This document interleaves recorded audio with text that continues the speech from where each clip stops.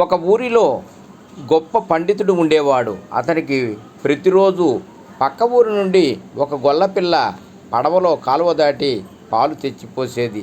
ఆ అమ్మాయి ప్రతిరోజు ఆలస్యంగా రావటం వల్ల పండితులు వారి దినచర్యకు ఆటంకం కలిగేది. ఆలస్యానికి కారణం అడిగాడు పండితుల వారు. దానికి ఆమె, స్వామి, నేను ఏమి చేసేది? కాలువ దాటాలంటే పడవవాడు ఉన్నవారిని, పెద్దవారిని మొదట పడవ లెక్కించుకొని వెళుతున్నాడు.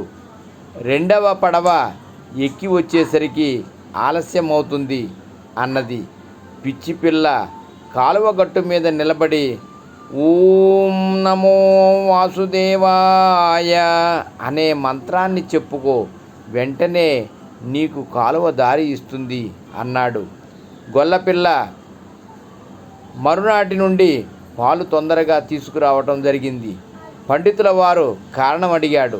స్వామి, ఇప్పుడు నేను కాలువ గట్టు మీద నిలబడి ఓం నమో వాసుదేవాయ అని అనగానే కాలువ దారి ఇస్తున్నది అన్నది. పండితుల వారు ఆశ్చర్యంగా చూస్తూ, సరే, నేను కూడా నీ వెంట వస్తున్నాను పద అంటూ ఆమె వెంట వెళ్ళాడు.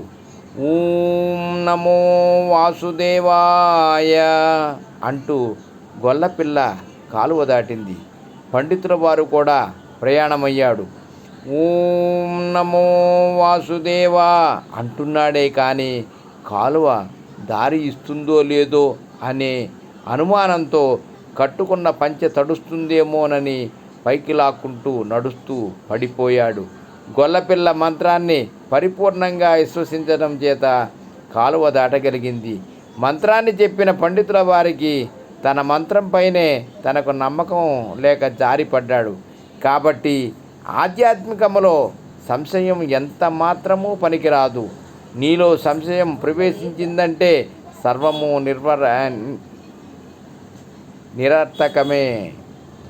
దైవభక్తిలో కావచ్చు, చేసే పనిలో కావచ్చు, చదివే చదువులో కావచ్చు, అండ్ ఇందు అని కాదు, ఎందుైనను సరే నమ్మకం అనేది జయాన్ని ఖచ్చితంగా ఇచ్చి తీరుతుంది. భగవాన్ శ్రీ సత్యసాయి బాబా నామస్మరణ విశిష్టత.